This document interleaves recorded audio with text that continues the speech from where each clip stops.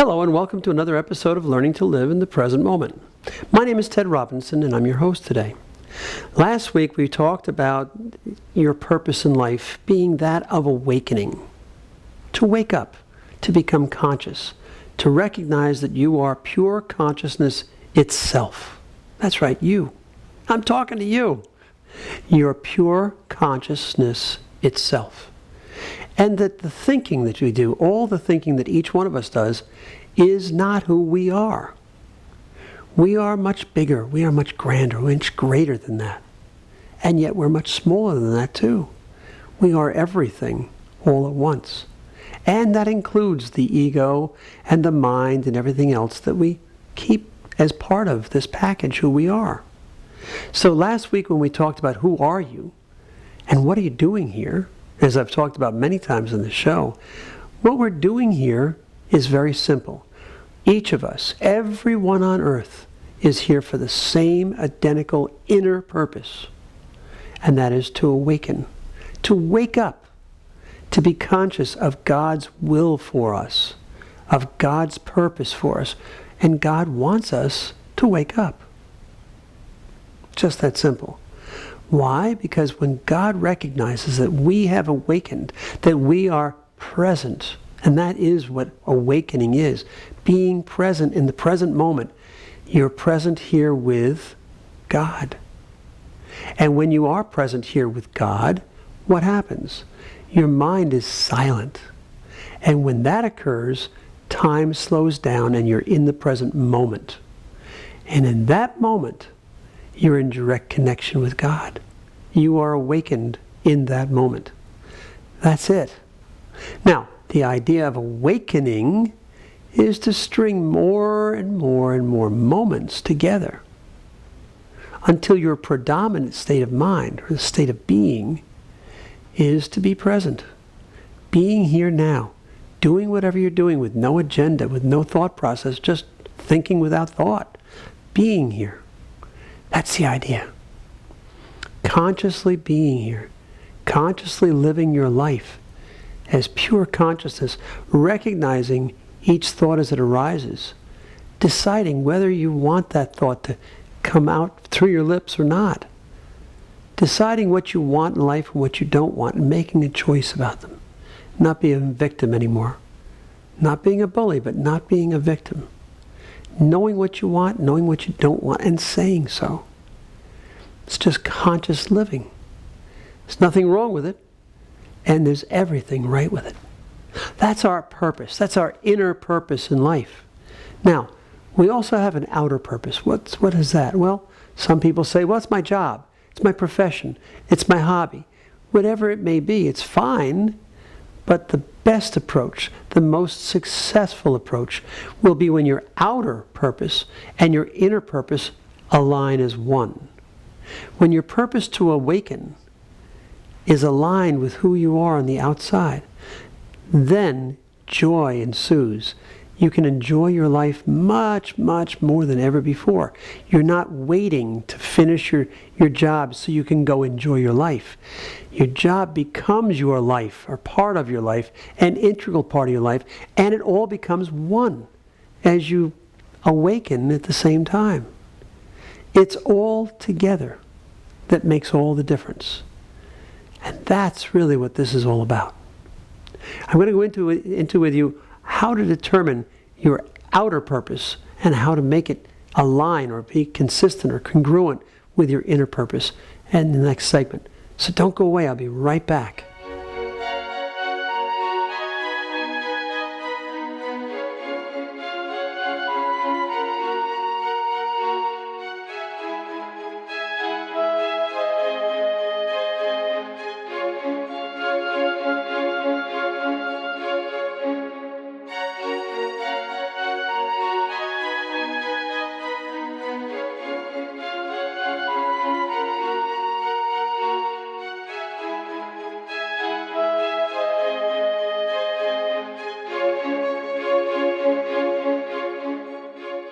Welcome back.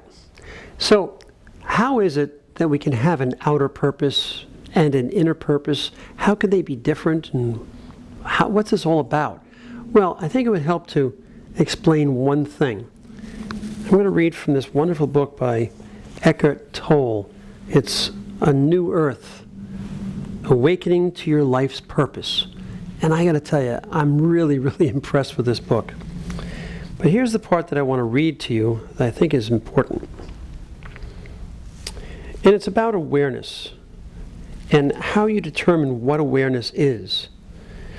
And here's his quote. He says, "Awareness is the space in which thoughts exist when that space has become conscious of itself. Once you have a glimpse of awareness or presence, you know it firsthand. It no longer is just a concept. You feel it." And that's the whole idea. Like I mentioned in my last show, I said, when you become present the first time, it's by the grace of God. It either happens or it doesn't happen. You can't make it happen. You can't study for it. You can't even make points for it. You can't accrue a whole bunch of points by doing good deeds. You either will or won't be present. But the good part to know is it's pretty common to be present. You just don't realize what it is.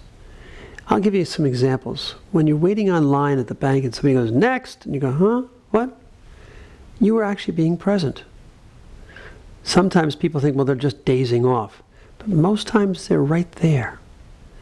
But they've quieted their mind. They've put their mind into neutral, so to speak.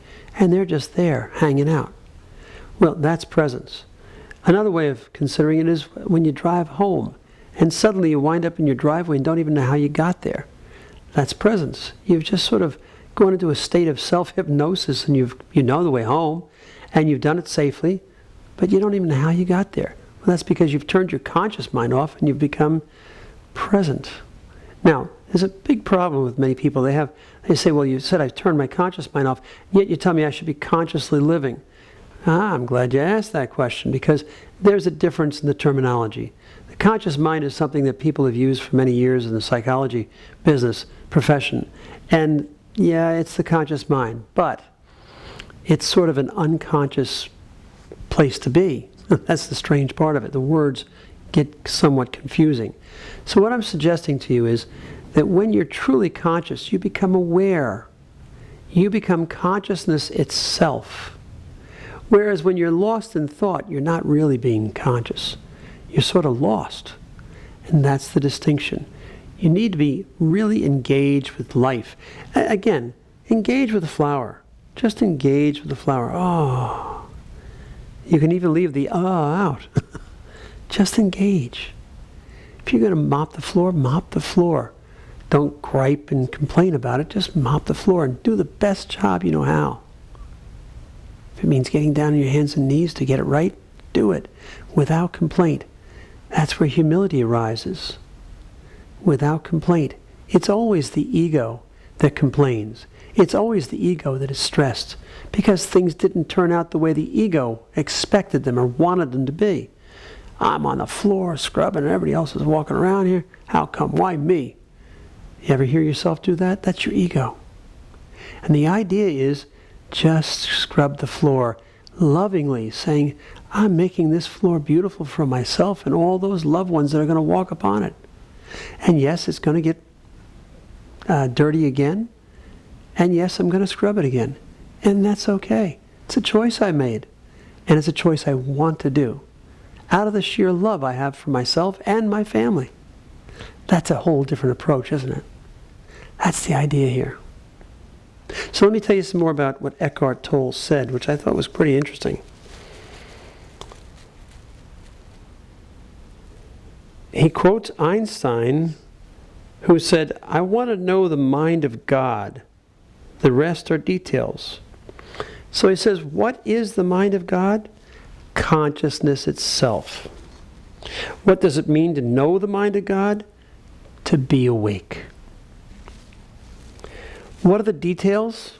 Well, the outer purpose, your outer purpose, and whatever happens outwardly are the details.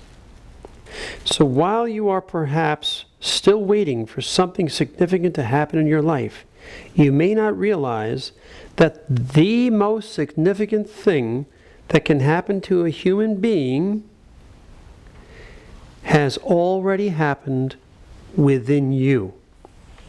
The beginning of the separation process of thinking and awareness. What that means is when you become aware through awakening, when you start to become aware through presence, moving towards awakening, you start to be that consciousness that sort of sits back up here and watches the thoughts arise from the mind. Watches those thoughts come out and say, I don't think we're going to go with that thought. Put that back. What does that mean? Well, it means that you are the conscious awareness of you. What does that mean? Well, the you that's constantly doing, the you that's constantly yakking away and chattering away, the mind that's constantly being negative and judgmental, stuck in the past, traveling into the future, that's the you that is observed through the awareness of who you really are. And once you recognize that, once you really know who you really are, there's no going back. There is no going back. You have become aware that you are consciousness itself. And consciousness itself is God. Wait a minute, are you telling me that I am God? No. I am telling you that the God consciousness, the I am conscious, presence is within you. The consciousness that can see it all happening, watch it all happening, know it's all happening, and doesn't even have to get involved in it. That's who you are. You're not all this doing. You're not all the next project. You are the consciousness that watches you do the next project. You understand? That's what you are. And when you start to become aware of that, you have effectively separated yourself from the thoughts that pop out of your mouth, that are running through your mind, all the negativity that runs all the time from your ego.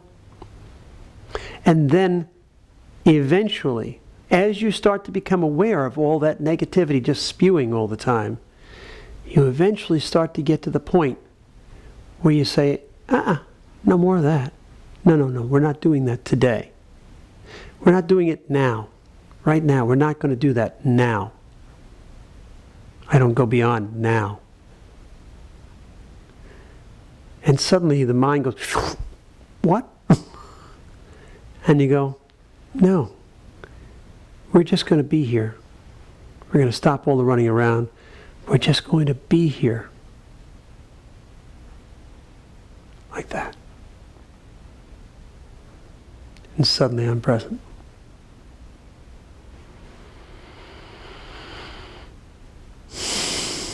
And this is presence. And that's how easy and simple it can be. For you too. Presence is natural. It's easy. It's normal. You know, I tell you how to open your hands and follow it with your hands, with your eyes, so that you quiet your mind. But that's because I'm trying to show you how to get there. The actual presence itself is natural. It's normal and it's simple. And it's pretty commonplace. We all do it. We just don't notice it much. The idea is to take our attention away from our mind so much and bring it to consciousness. Right here.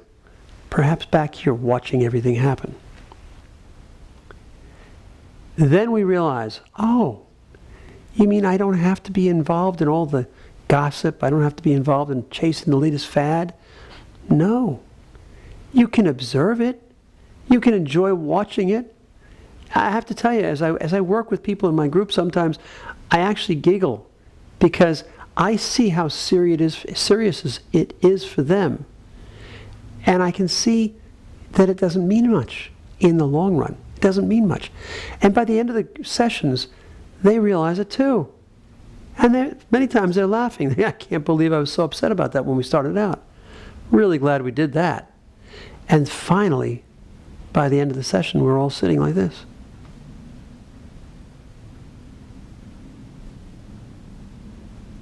Silent, still, in presence.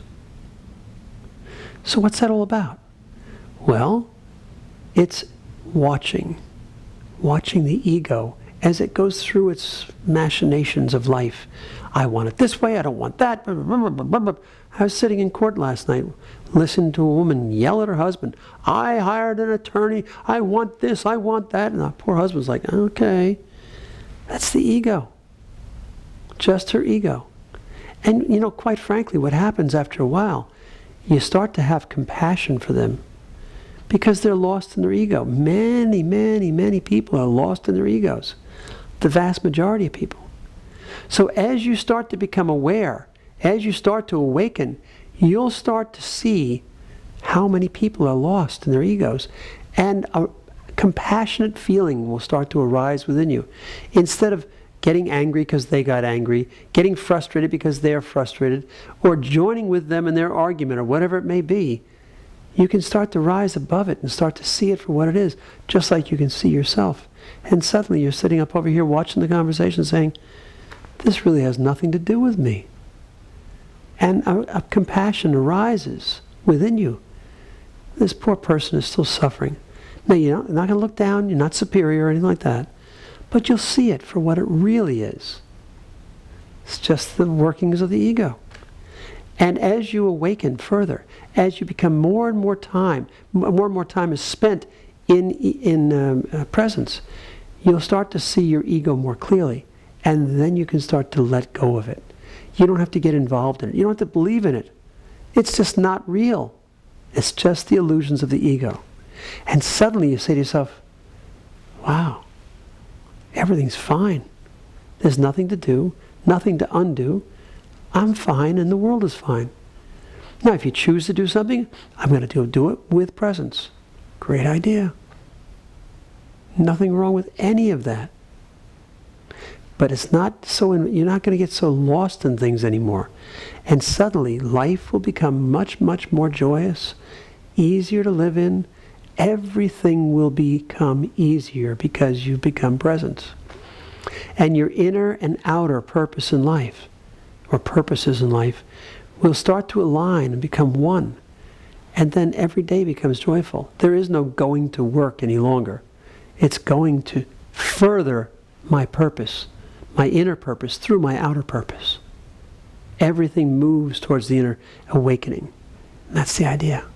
Everything moves towards your inner awakening.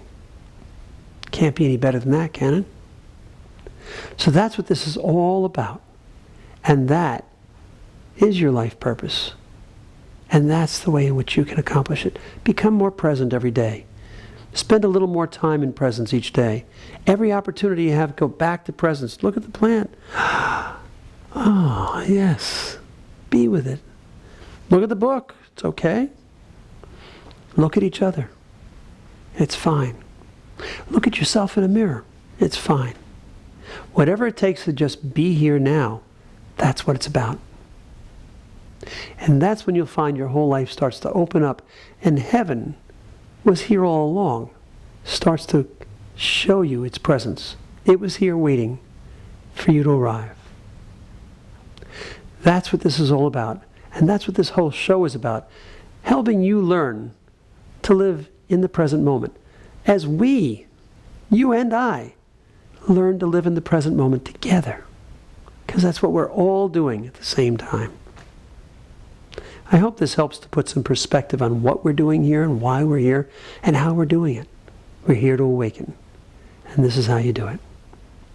By the way, every week on Wednesday nights, we have a EFT borrowing benefits group that we do on 7 p.m., 7 to 9 p.m. here at our center, which is located at 26 St. Paul's Place in Hempstead, New York. The zip is 11550. And our phone number is 516-248-6600 if you want to get in touch with us. It's $20 and nobody is turned away at the door due to money. We want you to attend. We want you to come here and join us as we all go through this process together. And what we do basically is we let go of all those ego-driven behaviors, thoughts, feelings, and start to become more present so that by the end of the evening we're pretty much sitting here in presence. And that's generally what we do. We also have a 7 o'clock p.m. on Sunday night Tapathon, which is an evening telephone call. You can call into our free call. Use a free phone, by the way. The call itself is not expensive. unless you're using like a landline. As long as it's a free landline, use it. But otherwise, stay away from that call because the call itself is expensive. My services are free. And we do an EFT borrowing benefits group there as well, in which you can address anything you'd like. It's about another hour. And we do that at 8 o'clock, on Sunday nights during the summertime. It's 8 p.m. So that's about it. And we invite you to come join us anytime at our Center for Inner Healing here in Hempstead. So I thank you very much for joining us. I hope this has helped today. And we look forward to seeing you each and every week right here, same time, same place, as we learn to live in the present moment together. Thanks. See you next time.